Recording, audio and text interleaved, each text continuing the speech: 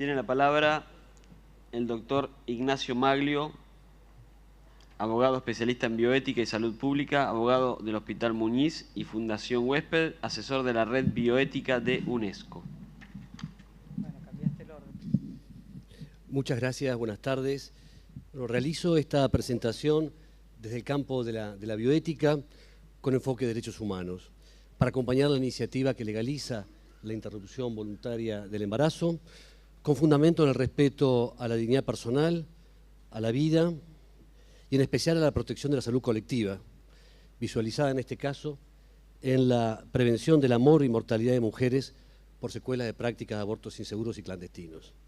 La bioética promueve el respeto por la dignidad, los derechos fundamentales y el buen vivir.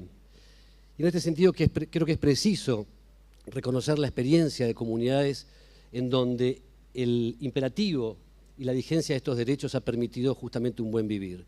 Sin ir más lejos, aquí se expresó en varias oportunidades la experiencia de Uruguay. En Uruguay, desde el año 2012, desde que está legalizada el aborto, no solamente no aumentaron los abortos, sino que ninguna mujer murió como consecuencia de un aborto clandestino e inseguro. Como bien se ha dicho aquí también, la Organización Mundial de la Salud estima que el 21% de las muertes relacionadas con embarazos están relacionadas causalmente con la práctica de abortos inseguros. Por otra parte, en nuestro país es preciso recordar que, de acuerdo al informe del Sistema de Información Perinatal, casi el 60% de los embarazos no han sido planificados ni buscados. Y de este porcentaje, más del 70% no han encontrado un acceso efectivo a un método anticonceptivo.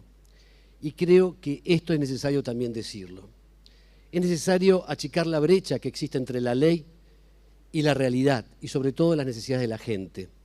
En algo hemos fracasado también, o en algo se ha fracasado, cuando en nuestro país está legalizado el acceso tanto a la educación sexual integral como a sistemas y dispositivos anticonceptivos, y a pesar de esto, más de la mitad de los embarazos no son planificados.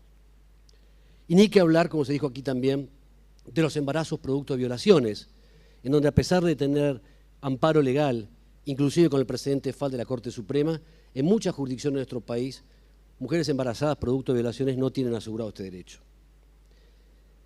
Pero evidentemente hasta que esto ocurra, urge una intervención legislativa, que claramente, entiendo yo, ni promueve ni obliga al aborto, sino que contempla esta posibilidad, admitiéndola como una posibilidad marginal, creo yo. Estas prácticas siempre suponen una liberación y en algunos casos también puedo comprender que pueden tratarse de una intervención ingrata e infeliz. De todas formas, es preciso recordar que en nuestro país la criminalización del aborto provocó dos fenómenos tanatológicos inaceptables. Uno es la mistanasia, es la muerte infeliz de mujeres pobres producidas por abandono social y desatención médica. Y el otro fenómeno tanatológico inaceptable en nuestro país es la anacrotanasia, es decir, la muerte producida en forma prematura, antes de tiempo, de niñas, adolescentes y mujeres jóvenes. Creo también que en esta discusión parlamentaria deberíamos considerar distintas perspectivas del derecho vigente que gradúan de forma diferente cada etapa evolutiva de la vida. Por ejemplo, enorme distancia punitiva entre el homicidio y el aborto, la desconsideración del feto nacido o muerto como persona, entre otros supuestos, donde en estos casos ni siquiera se extiende desde el punto de vista civil una partida de defunción. Nino en su momento nos enseñaba que es razonable concluir que el valor de una persona moral desarrollada solo se proyecta parcialmente al feto. Esta valoración de la filosofía del derecho hoy encarna el derecho internacional de los derechos humanos y en nuestro país tiene plena vigencia. A partir del precedente Murillo también, que aquí se reconoció, donde la Corte Interamericana reconoce que la protección que da la Convención es gradual y en donde fundamentalmente se asimila o es sinónimo de la concepción la anidación. Nuestro propio Código Civil, sancionado por ustedes, estimados legisladores, hace poco tiempo atrás, por ejemplo, en el artículo 561 establece que el consentimiento es revocable hasta el momento de la concepción o la implantación del embrión. Esto quiere decir que el embrión in vitro no tiene estatuto de persona. Esta es una explicación casi literal de nuestro Código Civil. Además, en la disposición transitoria segunda, el propio Código Civil establece que el estatuto ontológico y jurídico del embrión será fijado por una ley especial. Si el Código Civil y los legisladores hubieran establecido que el embrión es una persona, hubiera tenido protección en el mismo Código Civil y no el reenvío a una ley especial. A ninguno de nosotros se nos ocurría congelar, regalar o disponer de personas, ¿verdad? Sin embargo, la legislación vigente, sancionada también por esta Casa, establece que en las tecnologías de reproducción asistida se permite tanto la donación como la criopreservación de embriones. Creo, y esto es esencial a mi juicio, que la seguridad jurídica más primaria y elemental exige saber desde cuándo y hasta dónde somos personas. En este último caso, aquí mismo también, y a través del Código Civil se ha establecido que una persona deja de serlo cuando muere, y la muerte está definida como el diagnóstico de muerte bajo criterios neurológicos. Esta definición de muerte es una convención jurídica, apoyada sobre cierta evidencia científica, pero fue necesaria para proyectar seguridad jurídica en muchos aspectos. Por ejemplo, en la ablación y en el trasplante de órganos, en la adecuación del esfuerzo terapéutico, en el derecho sucesorio, entre otros.